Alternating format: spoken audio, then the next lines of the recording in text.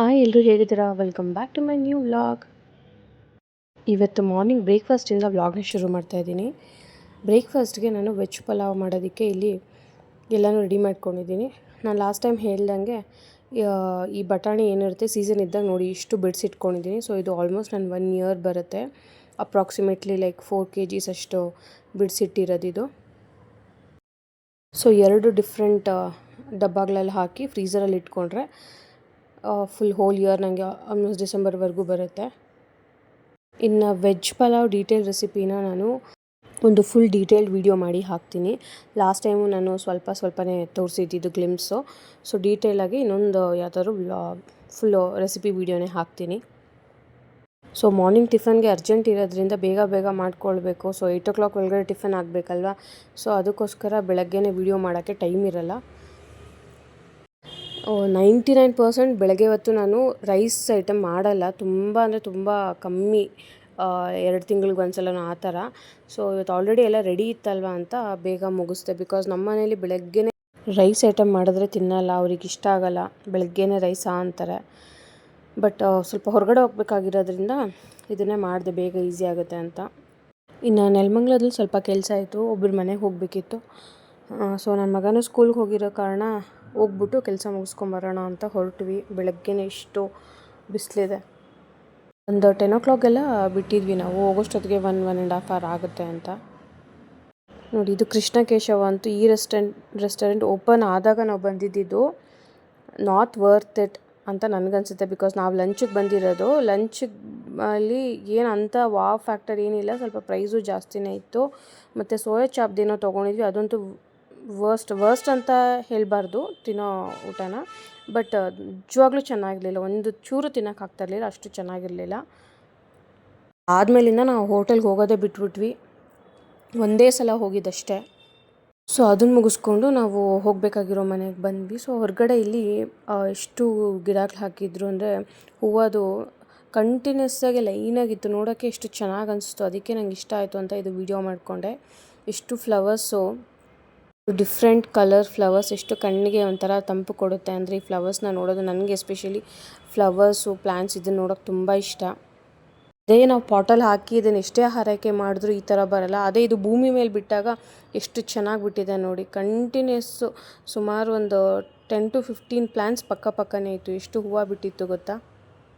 ನಾವು ಪಾಟಲ್ಲಿ ಎಷ್ಟು ಹಾಕಿ ಬೆಳೆಸಿದ್ರೂ ಅಷ್ಟು ಚೆನ್ನಾಗಿ ಬರೋಲ್ಲ. ಇಲ್ಲಿ ಅಂತೂ ಎಷ್ಟು ಚೆನ್ನಾಗಿ ಬಂದಿತ್ತು ಅಂತಂದರೆ ಹೂವನ್ನು ಕೀಳೋಕ್ಕೆ ಮನಸ್ಸಿರಲಿಲ್ಲ. ಇನ್ನು ಹೋಗಿರೋ ಕೆಲಸನ ಬೇಗ ಮುಗಿಸ್ಕೊಂಡು ಮಧ್ಯಾಹ್ನ ಊಟದ ಟೈಮ್ ಅಷ್ಟೊತ್ತಿಗೆಲ್ಲ ಮನೆಗೆ ಬಂದ್ವಿ. ಸೊ ಮನೆಗೆ ಬರೋ ಅಷ್ಟರಲ್ಲಿ ಹುಳ್ಳಿಕಾಯಿ ಬಸ್ಸಾರನ್ನ ನಮ್ಮ ಆಂಟಿ ರೆಡಿ ಮಾಡಿದರು.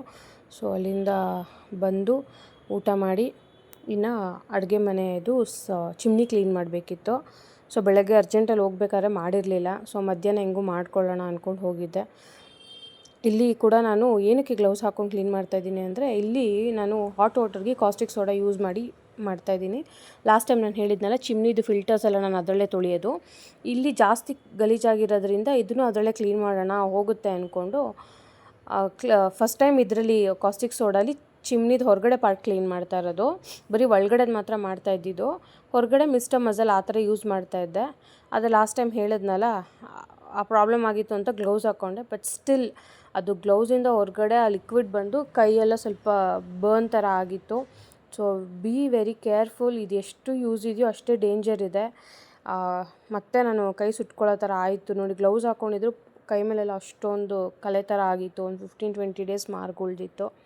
ಸೊ ಮತ್ತೆ ಇದನ್ನು ಯೂಸ್ ಮಾಡೋದು ಬೇಡಪ್ಪ ಅಂದ್ಕೊಂಡು ಕ್ಲೀನ್ ಮಾಡಿ ಮುಗಿಸ್ದೆ. ಇನ್ನು ಸಂಜೆ ಸ್ವಲ್ಪ ಎಲ್ಲ ನನ್ನ ಮಗ ಸ್ಕೂಲಿಂದ ಬಂದು ಅವ್ನಿಗೆ ಊಟ ಎಲ್ಲ ಮಾಡಿಸಿ ರೆಸ್ಟ್ ಮಾಡಿ ನಾವು ರಾಘವೇಂದ್ರ ಸ್ವಾಮಿ ಮಠಕ್ಕೆ ಬಂದ್ವಿ. ಎವ್ರಿ ಥರ್ಸ್ಡೇ ನಮ್ಮ ರುಟೀನ್ ಇದು. ವೀಕ್ಲಿ ಥ್ರೈಸ್ ಆದರೂ ಬಂದೇ ಬರ್ತೀವಿ ರಾಘವೇಂದ್ರ ಸ್ವಾಮಿ ಮಠಕ್ಕೆ. ಇದಂತೂ ಹ್ಯಾಪಿ ಪ್ಲೇಸ್ ಅಂತ ಹೇಳ್ಬೋದು ನನಗೆ. ಇಲ್ಲಿ ದರ್ಶನ ಎಲ್ಲ ಮಾಡ್ಕೊಂಡು ಒಂದು ಸ್ವಲ್ಪ ಹೊತ್ತು ದೇವ್ರ ಮುಂದೆ ಕೂತ್ಕೊಂಡು ಬಂದರೆ ಎಷ್ಟೇ ಪೇಯ್ನ್ ಇದ್ರೂ, ಎಷ್ಟೇ ಯೋಚನೆ ಇದ್ರೂ ನನಗೆ ಅಟ್ಲೀಸ್ಟ್ ಫುಲ್ ಅಲ್ದಿದ್ರು ಸ್ವಲ್ಪ ಆದರೂ ನನಗೆ ಕಮ್ಮಿ ಅಂತ ಅನಿಸುತ್ತೆ ಪರ್ಸ್ನಲಿ. ಸೊ ಅದು ಮುಗಿಸ್ಕೊಂಡು ಮಲ್ಲೇಶ್ವರಂ ಬಂದ್ವಿ. ಮಲ್ಲೇಶ್ವರಂಗೆ ಸಣ್ಣ ಪುಟ್ಟ ಶಾಪಿಂಗ್ ಇತ್ತು. ಸೊ ಶಾಪಿಂಗ್ ಮುಗಿಸ್ಕೊಂಡು ನಮ್ಮ ಮೇನ್ ಬರೋದೇ ನಾವಿಲ್ಲಿ ಆಶಾ ಸ್ವೀಟ್ಸ್ಗೆ ಮತ್ತು ಒಂದು ಬೇಕ್ರಿ, ಜನಾರ್ದನ್ ಬೇಕ್ರಿಗೆ.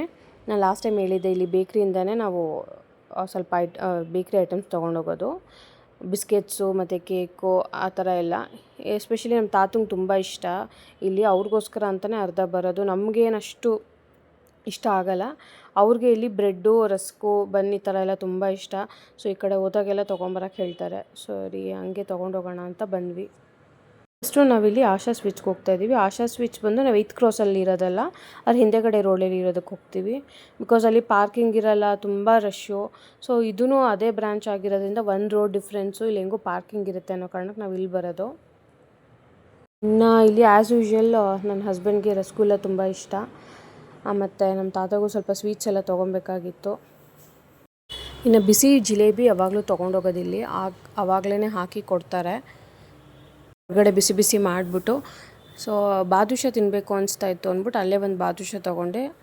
ಯೂಶ್ವಲಿ ರಸ್ಮಲಾಯಿ ತೊಗೊತೀನಿ, ಇವತ್ತು ಯಾಕೋ ಬಾದುಷಾ ತಿನ್ನಬೇಕು ಅನಿಸ್ತಾ ಇತ್ತು ಅಂತ ತೊಗೊಂಡೆ. ನೋಡಿ ಇಲ್ಲಿ ಬಿಸಿ ಬಿಸಿ ಜಿಲೇಬಿ ಹಾಕ್ತಾ ಇದ್ದಾರೆ. ಸೊ ಇದನ್ನು ತೊಗೊಂಡು ನಾವು ಹೊರಟಿದ್ದು ಬೇಕ್ರಿ ಕಡೆಗೆ. ಕಾರಲ್ಲಿ ಇಷ್ಟೇ ಓಡಾಡಿದ್ರು 2 ವೀಲರಲ್ಲಿ ಓಡಾಡೋ ಮಜಾನೇ ಬೇರೆ. ಸೊ 2 ವೀಲರಲ್ಲೇ ನಾವು ಆಲ್ಮೋಸ್ಟ್ 90% ನಾವು 2 ವೀಲರೇ ಯೂಸ್ ಮಾಡೋದು. ಫ್ರೀ ಇದ್ದರೆ ಅಂತೂ ಸುಮ್ಮನೆ ಅದು ಇದು ಜಾಗ ಅಂತ ಎಕ್ಸ್ಪ್ಲೋರ್ ಮಾಡ್ತಾನೆ ಇರ್ತೀರಿ 2 ವೀಲರಲ್ಲಿ. ನಾವಿಬ್ಬರು ಫುಡ್ಡಿ ಆಗಿರೋದ್ರಿಂದ ಈ ಹೋಟೆಲ್ಸು, ಬೇಕ್ರಿ ಈ ಥರ ಏನಾದರೂ ಡಿಫ್ರೆಂಟಾಗಂತೂ ಟ್ರೈ ಮಾಡ್ತಾನೆ ಇರ್ತೀವಿ, ಎಷ್ಟೇ ದೂರ ಆದರೂ ಪರವಾಗಿಲ್ಲ. ಸೊ ಫೈನಲಿ ಇಲ್ಲಿ ನೋಡಿ ಈ ಬೇಕ್ರಿಲೇ ತೊಗೊಂಡಿದ್ದು, ಎಲ್ಲ ತೊಗೊಂಡು ಅವ್ರಿಗೆ ಸಪ್ರೇಟ್ ನಮಗೆ ಸಪ್ರೇಟ್ ತೊಗೊಂಡು ಹೊರಟಿದ್ದು ಕೋಸ್ಟಲ್ ಮಚ್ಲಿಗೆ. ಇದಿರೋದು ರಾಮಯ್ಯ ಬ್ಯಾಕ್ ಗೇಟ್ ಹತ್ರ, ಎಕ್ಸಾಕ್ಟ್ಲಿ ಬಸ್ ಸ್ಟಾಪ್ ಹತ್ರ ಬರುತ್ತೆ. ಇಲ್ಲಿ ರೀಲ್ಸಲ್ಲಿ ತುಂಬ ನೋಡಿದ್ವಿ ಚೆನ್ನಾಗಿರುತ್ತೆ ಅಂತ. ಸೊ ಹತ್ರನೇ ಇರೋದ್ರಿಂದ ಟ್ರೈ ಮಾಡೋಣ ಅಂದ್ಕೊಂಡು ಇಲ್ಲಿ ಬಂದ್ವಿ. ಬಿಕಾಸ್ ನಾವಿಬ್ಬರು ಸೀ ಫುಡ್ ಲವರ್ಸು. ಬಟ್ ನನ್ನ ಮಗ ಇತ್ತೀಚೆಗೆ ತಿನ್ನೋದು ಬಿಟ್ಬಿಟ್ಟಿದ್ದಾನೆ, ಅವ್ನಿಗೇನು ಫಿಶ್ ಅಂದ್ರೇ ಒಂಥರ ಇಷ್ಟ ಆಗ್ತಾಯಿಲ್ಲ. ಸೊ ಅವನಿಗೆ ಆ್ಯಸ್ ಯೂಶ್ವಲ್ ಲಾಲಿಪಾಪ್ ತೊಗೊಂಡ್ವಿ ನಾವು. ಆಮೇಲೆ ಇಲ್ಲಿ ಫಿಶ್ ಫ್ರೈ ತೊಗೊಂಡ್ವಿ. ಇದಂತೂ ಸೂಪರಾಗಿತ್ತು ಟೇಸ್ಟು, ಅಥೆಂಟಿಕ್ ಮಂಗಳೂರು ಸ್ಟೈಲೇ ಇತ್ತು. ಆಮೇಲೆ ಚಿಕನ್ ಸುಕ್ಕ, ನೀರು ದೋಸೆ, ನನ್ನ ಫೇವ್ರೆಟ್ ಸಿಲ್ವರ್ ಫಿಶ್ ಫ್ರೈ ತೊಗೊಂಡಿದ್ವಿ.